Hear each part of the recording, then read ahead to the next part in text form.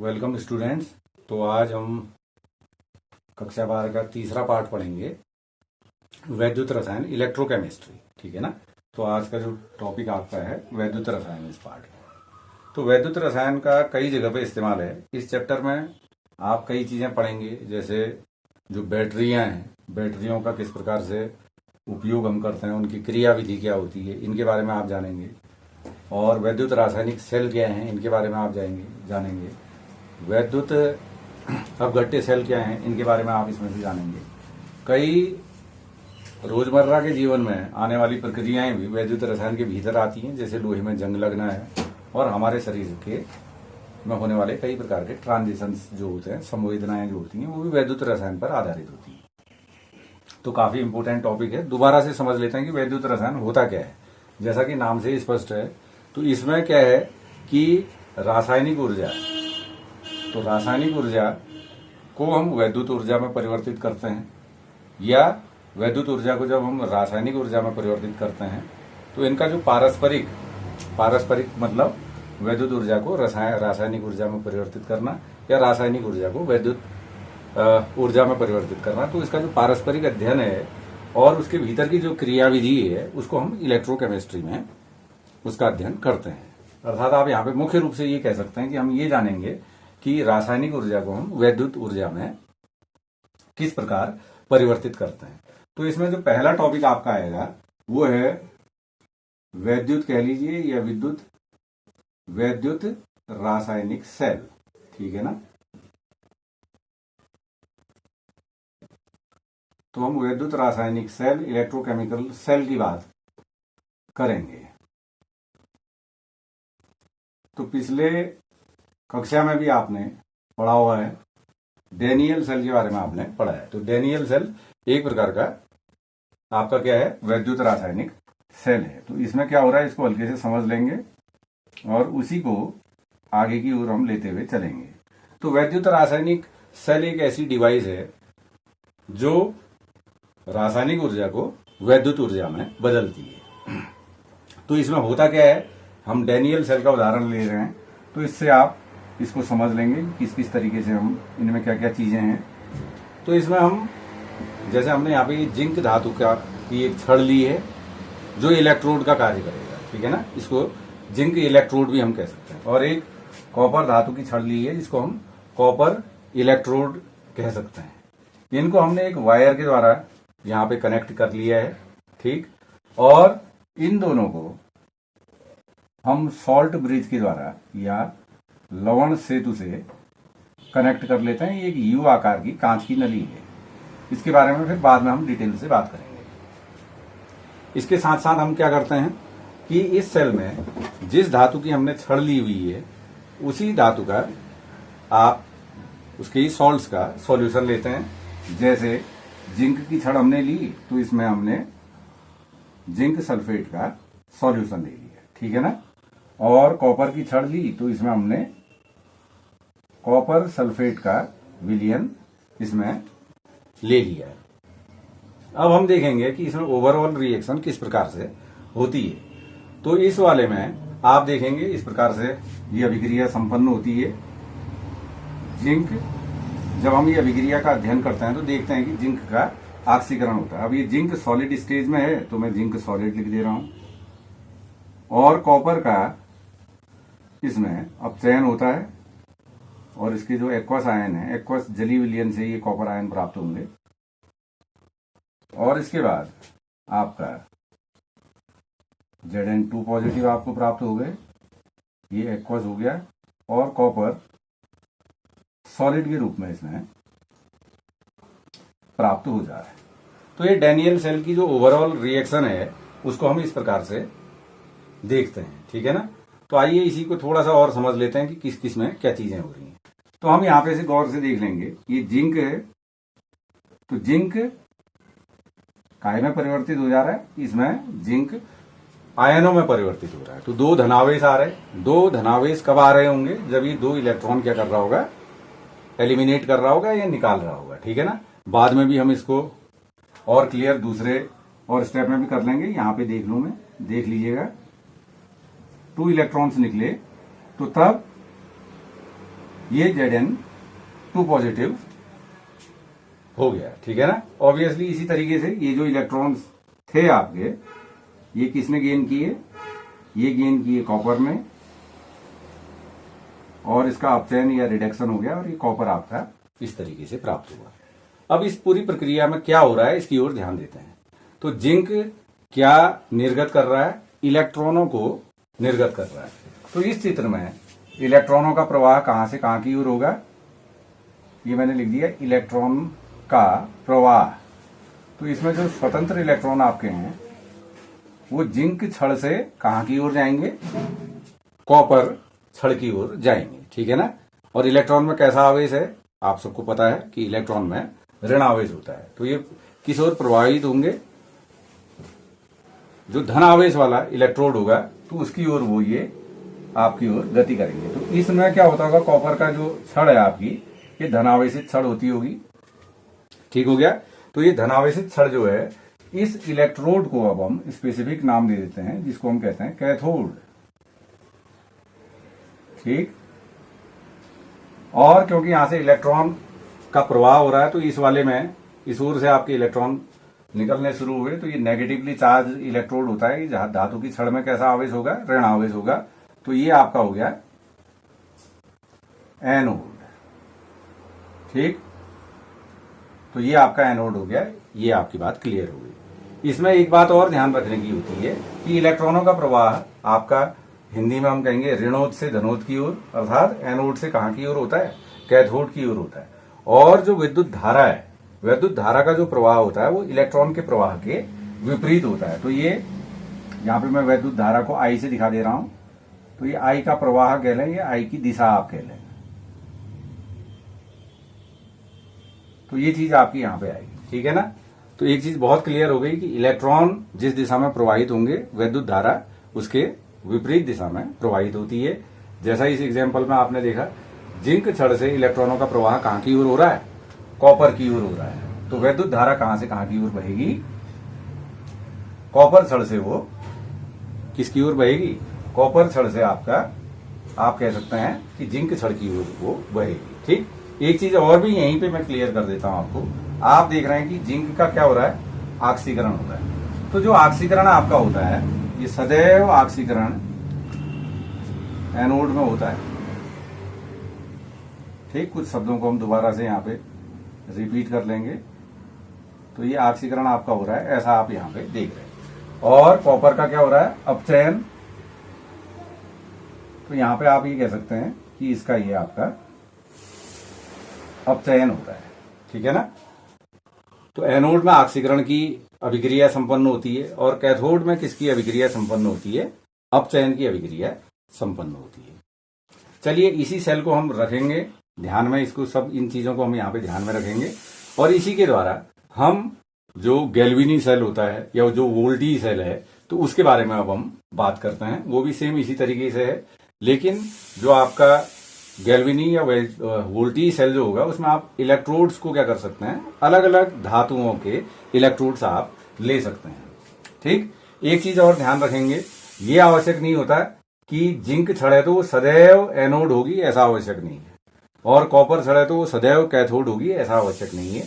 अभी हम जब आगे की ओर अध्ययन करेंगे तो ये बात आपकी और ज्यादा स्पष्ट होगी, ठीक। तो अब आगे की ओर चलते हैं। ये रिएक्शंस आपने सब नोट कर ली और इस चित्र को भी आपने ध्यान में रखा, ठीक है ना। तो वैद्युत रासायनिक सेल में अब हम देख रहे, इसी सेल को हम गैल्वेनी सेल या वोल्टी सेल का नाम दे रहे हैं, ठीक है ना।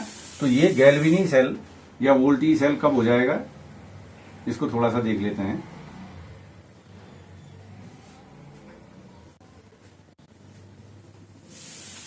तो इसमें क्या होता है, ये जो आपका इसमें हमने वैद्युत अपघटनीय जो विलयन लिया हुआ है, इसकी मोलरता इकाई होनी चाहिए और कॉपर सल्फेट की भी मोलरता क्या होनी चाहिए, या इसकी जो सांद्रता है वो आपकी इकाई होनी चाहिए।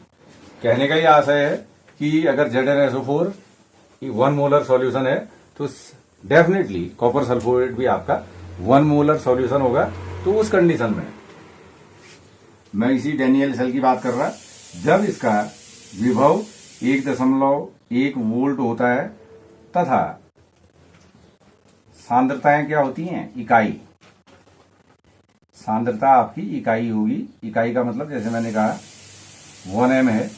तो उस कंडीशन में हम जो ये इससे पहले हमने डैनियल सेल जिसको कहा था, उसको अब हम क्या नाम दे सकते हैं, गैल्वेनी सेल या वोल्टी सेल का नाम हम दे सकते हैं। ठीक हो गया।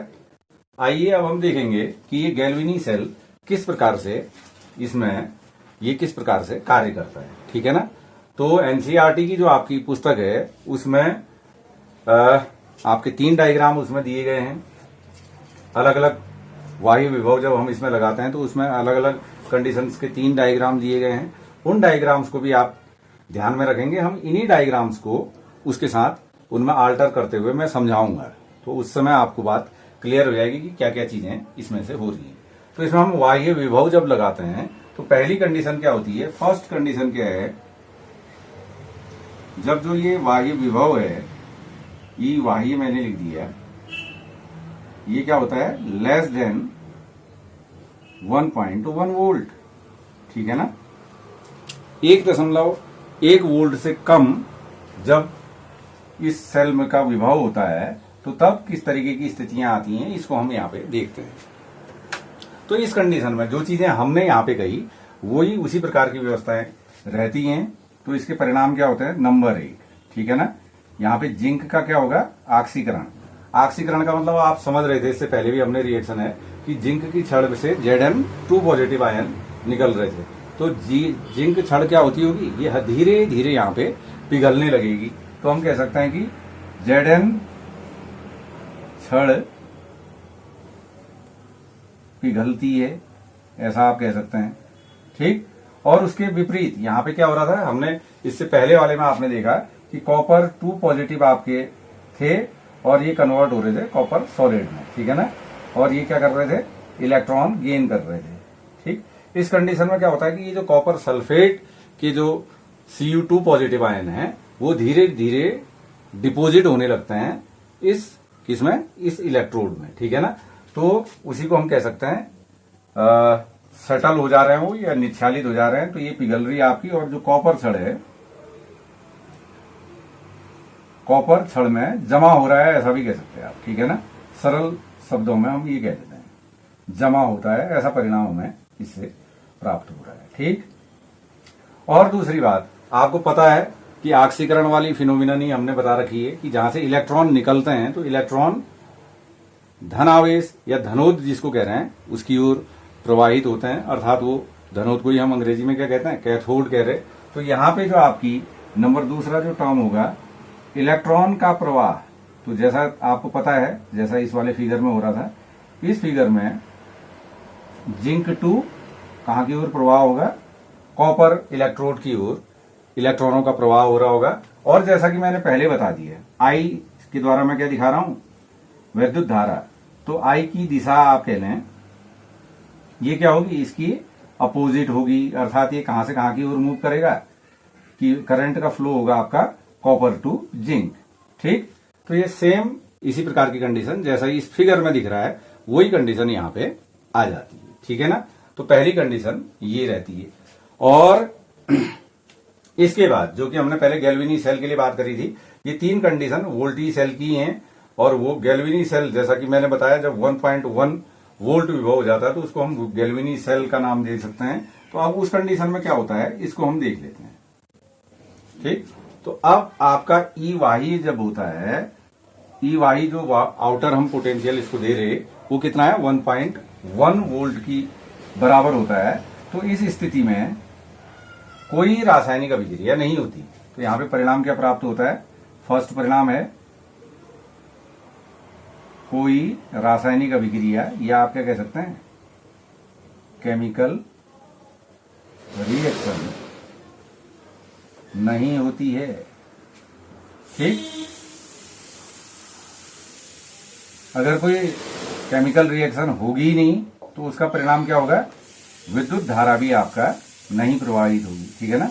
तो आई भी क्या होगी, यहाँ पे विद्युत धारा 0 होगी, क्योंकि इलेक्ट्रॉनों का फ्लो ही नहीं होगा, प्रवाह नहीं होगा। तो उस कंडीशन में आपका क्या हो गया, आपकी विद्युत धारा नहीं बहती है। अब हम इसमें एक चीज ये देखेंगे, बाद में हम डिस्कस करेंगे जब हम सेल विभव इत्यादि ज्ञात करते हैं। तो जिस समय जो सेल विभव के बराबर अगर आपका वायु विभव होता है तो उस स्थिति में वो सामान्य सेल है। ठीक है, तो उससे कम अगर विभव होता है तो किस तरीके से क्रिया करता है, ये इससे पहले वाले एग्जाम्पल में आपने देख लिया। अब इससे अगर ज्यादा विभव होता है तो तब क्या प्रभाव पड़ेगा, इसको देखेंगे। ये तीसरा पॉइंट भी आपके लिए इंपोर्टेंट है। जब आप नोट्स बनाएंगे तो तीनों फिगर्स को आप यहाँ पे, क्योंकि फिगर बनाने में काफी टाइम लग रहा है, तो हम तीनों फिगरों को अलग अलग उसमें डिस्क्राइब कर सकते हैं। तो अब ये जो थर्ड कंडीशन आपकी इसमें आ गई, इस कंडीशन में हम क्या कह रहे हैं, ई वाही जो है, वाही विभव, वो ग्रेटर देन 1.1 वोल्ट है।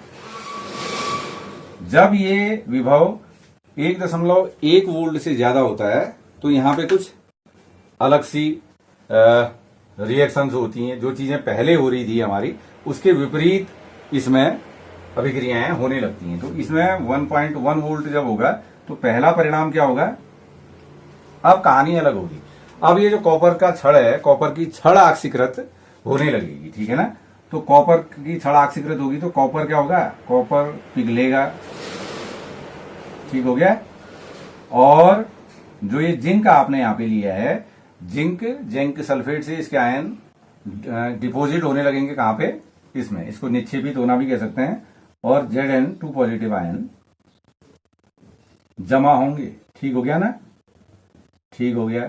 तब यहां पे एक मैंने पहली बात कही थी इससे पहले, कि मैंने कहा कि ये जरूरी नहीं है कि जिंक सदैव एनोड होगा या कॉपर सदैव क्या होगा, कैथोड होगा, ऐसा नहीं होता। तो कैथोड और एनोड का भी एक दूसरा जो बेसिक फंडामेंटल है वो क्या है, कि मैंने कहा कि एनोड में सदैव क्या होता है, ऑक्सीकरण होता है। तो इस तीसरी कंडीशन में कॉपर का ऑक्सीकरण हो रहा है, तो एक कॉपर की जो छड़ है, जिसको हम कॉपर इलेक्ट्रोड कह रहे थे, it is work as a anode. तो ये किसकी तरह कार्य करेगा, एनोड की तरह कार्य करेगा।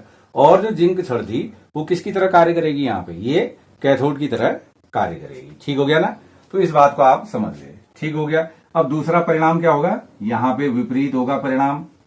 कॉपर के जो इलेक्ट्रोड हैं, तो कॉपर से क्या हो रहे थे, इलेक्ट्रॉन निकल रहे थे। तो इलेक्ट्रॉनों का प्रवाह कहां से कहां की ओर होगा, इलेक्ट्रॉन का प्रवाह आप समझ गए। तो इस समय इस चित्र के विपरीत परिणाम हमें प्राप्त हो रहे हैं। तो इलेक्ट्रॉनों का प्रवाह आपका कहां से हुआ, कॉपर इलेक्ट्रोड से जिंक इलेक्ट्रोड या जिंक छड़ की ओर हो गया। ठीक है ना। और वैसा ही इसमें दूसरा जो आपका विद्युत धारा की दिशा होगी वो इसके अपोजिट होगी।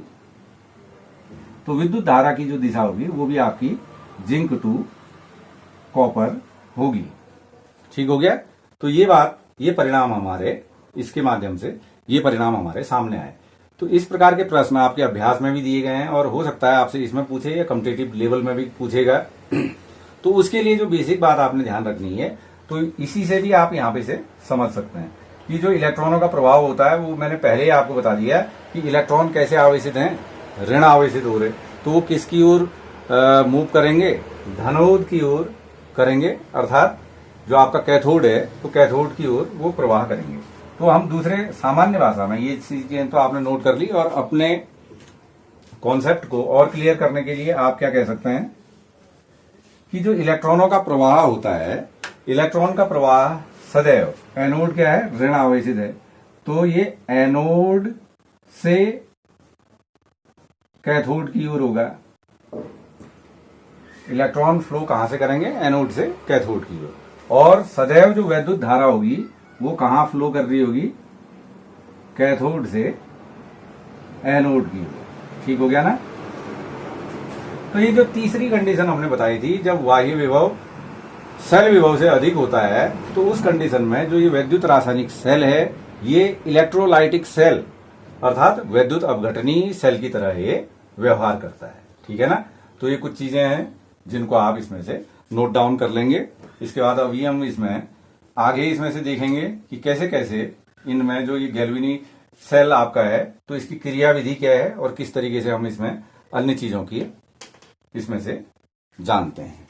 ठीक, तो ये चीजें देख लेंगे आप। अब हम आगे की ओर बढ़ते हैं और इसमें जो मैंने गैल्वेनी सेल की जो क्रियाविधि है उसके बारे में हम इसमें बात कर लेंगे। तो अब इसमें से जो गैल्वेनी सेल में हम की बात हम कर रहे हैं इसको, तो गैल्वेनी सेल भी क्या है, एक आपका इलेक्ट्रोकेमिकल सेल है। ये क्लियर हो गया जी। ठीक है ना। और मैंने गैल्वेनी सेल कब होगा कहा, जब हमने कहा कि ये इनकी सांद्रताएं जो भी आपके अर्धसेल होते हैं, इनकी सांद्रताएं यूनिमोलर होती हैं, अर्थात इकाई सांद्रता वाली होती हैं। इसको भी हम 1m का नाम दे सकते हैं, ठीक है ना। तो इस कंडीशन में अब हम देखेंगे कि इसमें किस किस तरीके की स्थितियां हो रही हैं। तो इन्हीं सेलों को, ये जो सेल होता है वैद्युत रासायनिक सेल, ये दो अर्ध सेलों से मिलकर बना हुआ है। जैसे यहाँ पे ये जिंक वाला है तो इसको हम जिंक का अर्ध सेल कह सकते हैं, और जो ये कॉपर वाला है तो इसको हम क्या कह सकते हैं, कॉपर अर्ध सेल कह सकते हैं। और वैसे क्या कहेंगे, एक को हम ऑक्सीकरण अर्ध सेल मानेंगे और दूसरे को हम क्या मानेंगे, अपचयन अर्ध सेल मानेंगे। ठीक, तो जिंक की बात हम कर लेते हैं। तो जिंक में जो अभिक्रिया इसमें से हो रही है, तो जिंक अगर आप सॉलिड लिख ले रहे हैं तो बहुत अच्छा है। तो यहां पे से क्या हो रहे थे, आपके इलेक्ट्रॉन ये निकाल रहा था, और इसी के द्वारा आपका क्या बन गया, जिंक पॉजिटिव, अर्थात जिंक आयन आपको मिले।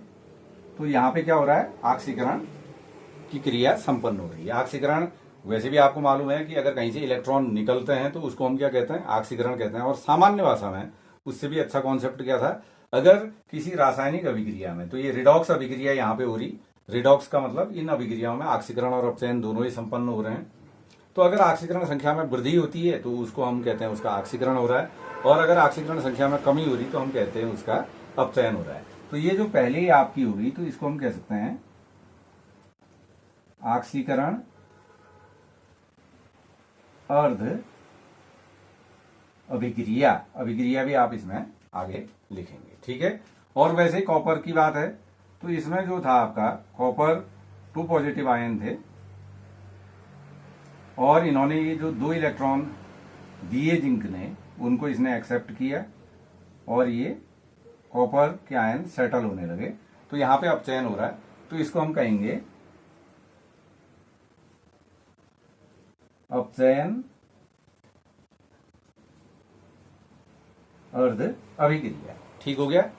और ये जो ओवरऑल सेल रिएक्शन होगी, इन दोनों को जोड़ देंगे तो जैसे डेनियल सेल के लिए था वही आपको यहां पे प्राप्त हो गया, Zn solid plus copper 2 positive aqueous, 2 electron थे, ये प्लस है माइनस, तो ये आपका क्या हो गया, कैंसिल हो गए। तो बचे जो रिमेनिंग प्रोडक्ट हैं उनको हम यहाँ पे लिख लेंगे, ठीक। अगर किसी सेल की आपको ओवरऑल सेल रिएक्शन दी जाती है तो आप आसानी से उसमें से पता कर सकते हैं कि कौन सा एनोड है और किसका ऑक्सीकरण होता है। जैसे यहाँ पे हम देखें, अगर हमने यहाँ पे एनोड कैथोड नहीं लिखा है तो उस कंडीशन में हम क्या करेंगे, ये जिंक को देखेंगे, इस जिंक को देखा ये किस में कन्वर्ट हो रहा है, Zn2 पॉजिटिव में कन्वर्ट हो रहा है। तो ये जिंक से Zn2 पॉजिटिव में कन्वर्ट हो रहा है, तो यहाँ ऑक्सीकरण संख्या स्वतंत्र अवस्था में कितनी होती है, 0 होती है। 0 से ऑक्सीकरण संख्या में 2 की वृद्धि हो गई, ठीक है ना। और 2 की वृद्धि कब होगी, जब ये इलेक्ट्रॉन क्या करेगा, निकालेगा। तो पहली बात हुई कि ये वाली चीज क्या है, इसका ऑक्सीकरण हो रहा है, ऐसा आपको पता चल गया, ठीक है ना। और ऑक्सीकरण कहां पे होता है, एनोड में होता है, ठीक है ना, क्योंकि जो आपका एनोड है वो ऋणावेशित इलेक्ट्रोड होता है, और इलेक्ट्रॉन निकलेंगे तो वो कहां की ओर जाएंगे, धनावेश की ओर जाएंगे। और इसी के रेसिप्रोकल यहाँ पे कॉपर था, तो कॉपर की ऑक्सीकरण संख्या धन 2 से घट के कितनी हो जा रही है, 0 हो जा रही है। तो इस कंडीशन में भी आपने देख लिया है कि ऑक्सीकरण संख्या में कमी हो रही है, अर्थात ये इलेक्ट्रॉन एक्सेप्ट कर रहा है, तो इसका अपचयन हो रहा है। तो अपचयन हो रहा है तो ऑब्वियसली वो कहां पे होता है, कैथोड में होता है, ऐसा आप यहाँ पे से जानेंगे, ठीक है ना। तो ये इसकी सिंपल क्रियाविधि के बारे में हमने जाना। जो हम सेल विभव की बात कर रहे थे तो उसकी बात ही यहाँ पे कर लेते हैं। तो होता क्या है कि जब हम इसमें ये इनके जो विभवों का अंतर होता है, ठीक है ना, इसका एक अलग विभव होगा और इसका एक अलग विभव होगा, तो वो जो विभव का आपका अंतर है, और जब इसमें क्या हो, सांद्रता इकाई हो, तो उसी को हम कहते हैं मानक इलेक्ट्रोड विभव, ठीक है ना। उसको स्टैंडर्ड इलेक्ट्रोड पोटेंशियल का नाम देते हैं। तो स्टैंडर्ड इलेक्ट्रोड पोटेंशियल क्या है, मानक इलेक्ट्रोड विभव, कि जब आपके वैद्युत रासायनिक सेल में, ठीक है ना, तो वैद्युत रासायनिक सेल या जिसको हम गैल्वेनी सेल कह रहे, उसके जो विद्युत अपघट्य हमने इस्तेमाल कर रखे हैं उनकी सांद्रता इकाई हो, तो उनका जो विभवों का जो अंतर होता है उसी को हम क्या कहते हैं, मानक इलेक्ट्रोड विभव का नाम देते हैं। और इसको अपचयन विभव के नाम से भी हम जानते हैं, ठीक हो गया। और ये सेल विभव को हम कैसे ओवरऑल कैसे जानते हैं, उसके लिए एक सूत्र आपका आ जाता है, वो क्या है, E cell. E cell is equal to होता है E right minus E left. इसको आप ध्यान रखेंगे, E cell is equal to E right minus E left का हम यहाँ पे ध्यान रखेंगे। यहाँ पे राइट का आशय क्या है कि इस वाले इलेक्ट्रोड के अर्थात कॉपर जो अर्ध सेल है उसका विभव कितना है और माइनस जिंक का विभव कितना है। तो इनके चीजें जब आपको, अगर ये मान आपको ज्ञात है तो आप क्या कर सकते हैं, इसका ई सेल ज्ञात कर सकते हैं। या इसी को आप और आसानी से दूसरे शब्दों में कैसे, जो लेफ्ट हैंड साइड का आपका इलेक्ट्रोड होता है, यहाँ पे जो ई राइट कहा तो हम कह रहे हैं कि यहाँ पे अपचयन हो रहा है, तो अपचयन हो रहा तो इसको हम कह सकते हैं ई कैथोड माइनस ई एनोड। एक ही बात है, एनोड आपका जिंक था और कैथोड आपका क्या था, कॉपर। तो इसके माध्यम से हम क्या कर सकते हैं, इसका मानक इलेक्ट्रोड विभव या सेल विभव हम इसका यहाँ पे से ज्ञात कर सकते हैं। ठीक है ना। अब इसमें जब ये भी चीज आप नोट कर लीजिएगा, ये बहुत महत्वपूर्ण है आपके लिए, और कहीं पे भी हमने सेल विभव इत्यादि निकालना होगा तो उसको इस गणना के आधार पर हम करेंगे। अब इसमें हम अगली चीज जानेंगे कि हम इनको किस तरीके से, ये जो सेल होता है इसको हम किस तरीके से लिखते हैं। तो सेल को हम शॉर्ट से शॉर्ट वे में कैसे लिख सकते हैं उसकी बात हम थोड़ा सा कर लेते हैं इसमें। तो गैल्वेनी सेल या गैल्वेनी सेल का मतलब जिंक और कॉपर वाला ही नहीं है, इसमें अलग अलग धातुओं के अलग अलग इलेक्ट्रोड आपके हो सकते हैं। तो गैल्वेनी सेल का निर्धारण भी आप इसको कह सकते हैं।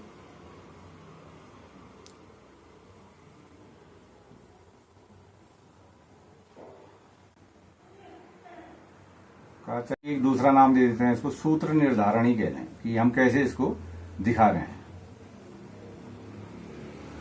तो इसमें हम ध्यान रखते हैं, ठीक है ना। तो इसमें इसके लिए एक नियम बना हुआ है। तो पहले जो अर्ध सेल हम किसको दिखाते हैं, इसमें हम सबसे पहले जब आप इसमें से आप लिखेंगे तो ये मेरा लेफ्ट हैंड है, और जब आप कॉपी लिख रहे होंगे तो आपका भी लेफ्ट हैंड कौन सा वाला होगा, ये जिंक वाला होगा। तो अगर इस अर्ध सेल को लिखना है तो बाएं ओर हम क्या लिखते हैं, एनोड की अभिक्रिया लिखते हैं, अर्थात ऑक्सीकरण जो होगा उसको हम रिप्रेजेंट करेंगे। ठीक हो गया।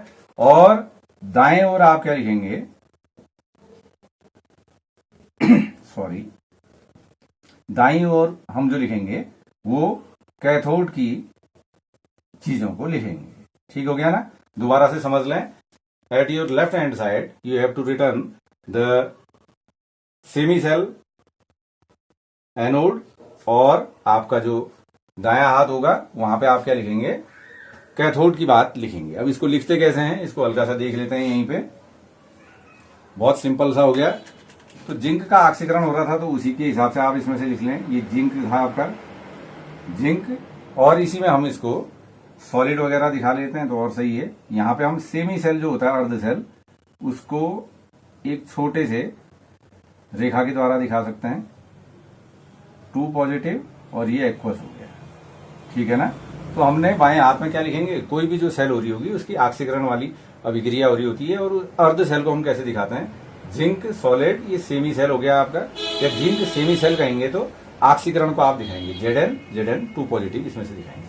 अब ये जुड़ा हुआ किससे, सॉल्ट ब्रिज या लवण सेतु से। तो यहां पे हम क्या करते हैं, सेमी सेल की तुलना में कुछ बड़ी रेखा खींच लेते हैं, तो इसको सेमी सेल कह लेंगे। तो यहाँ पे आपका ऑक्सीकरण अर्ध सेल, सेमी सेल, आपका अपचयन अर्ध सेल, ऐसा लिखना है। तो अपचयन होगा तो अपचयन वाली चीजें यहाँ पे लिख लेंगे, Cu2 पॉजिटिव, एक्वस, और यहाँ पे आपने सेमी सेल का सिंबल बनाया, और ये हो गया आपका कॉपर सॉलिड।